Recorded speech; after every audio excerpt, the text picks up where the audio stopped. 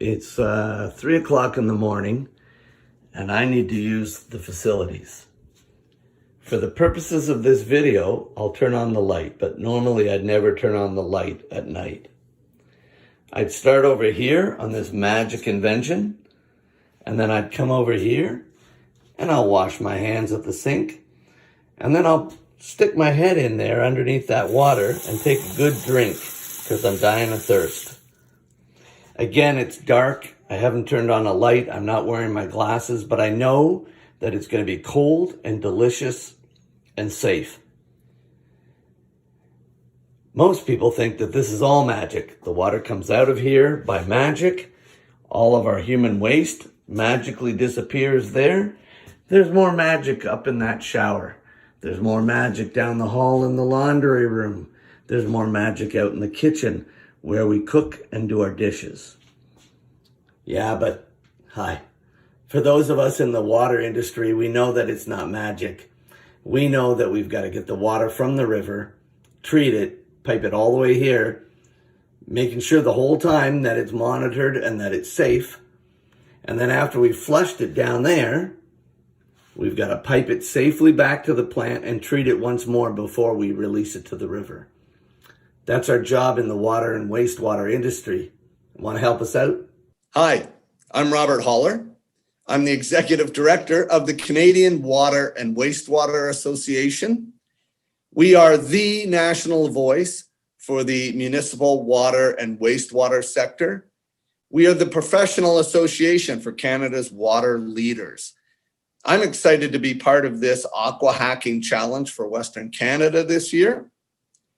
I'm not an engineer, I'm not a scientist, but I bring to you 20 years of experience in municipal utility leadership, and then 10 years with this Canadian Water and Wastewater Association. But I'm not alone. I've got engineering support from Professor David Teasdale of Okanagan College, and I'd like to introduce him right now. Hi there, I'm David Teasdale. I'm a college professor at Okanagan College in the Water Engineering Technology program.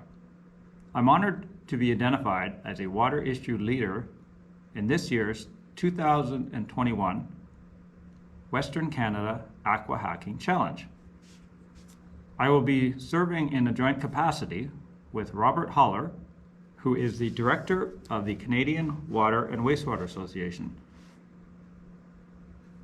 In this role, I bring forth over 20 years of experience in both the operational and management side of large-scale water and wastewater institutions. I've been involved in several research projects in the past, working with students at other educational institutions, and as well as working with a number of industry partners and a lot of the local associations. When we think of innovation, most people think perhaps it's a reinvention of the wheel, and it's not. It's often looking at what we're doing now and trying to find new ways of doing it better. If you have ideas towards optimization of either water or wastewater treatment processes, the team of Robert and I look forward to talking to you, providing you guidance, answering your questions, and supporting you in this endeavor. Thank you. So I'm going to go back to that magic I was talking about at the very beginning, that magic of water and wastewater. We know it's not magic. It's science, it's engineering, it's operational expertise.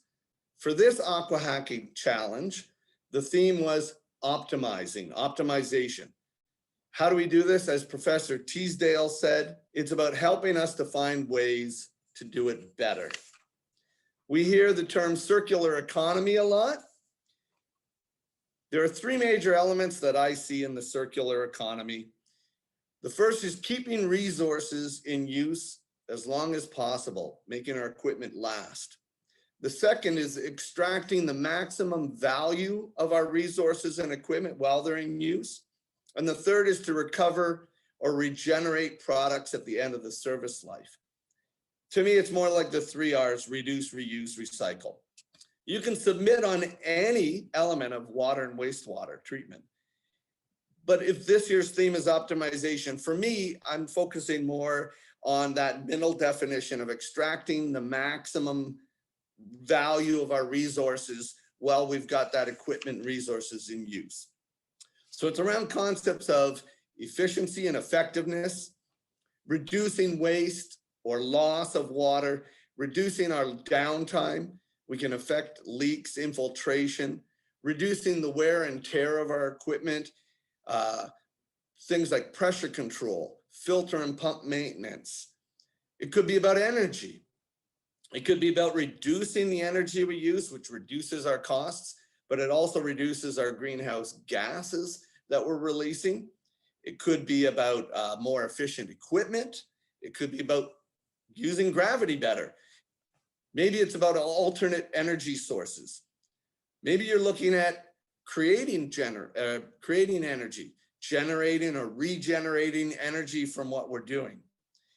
It could be our ability to use our waste, maybe fertilizer from biosolids or effluent for cooling or irrigation.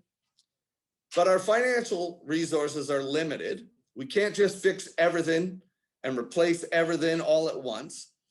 We have to know in optimization what to fix and when. So a lot of work will go into monitoring our systems, collecting data, and then analyzing it, more of a forensic auditing, so that we know where to put our efforts and our resources. That'll make all the difference. So the world of water and wastewater utilities is vast and it's varied. It's all fascinating. There are so many elements that have to come together: water sciences, mechanical engineering, efficiency, water reuse, security issues and resilience, climate adaptation. If I haven't mentioned the topic that you're interested in, don't be shy, apply. We're going to look at everything in this whole water utility sector. We look forward to receiving submissions and supporting you. Professor Teasdale and I bring very different backgrounds to this, but between us, we've said if we don't know, we know who knows. So put in your application and let's see where it goes.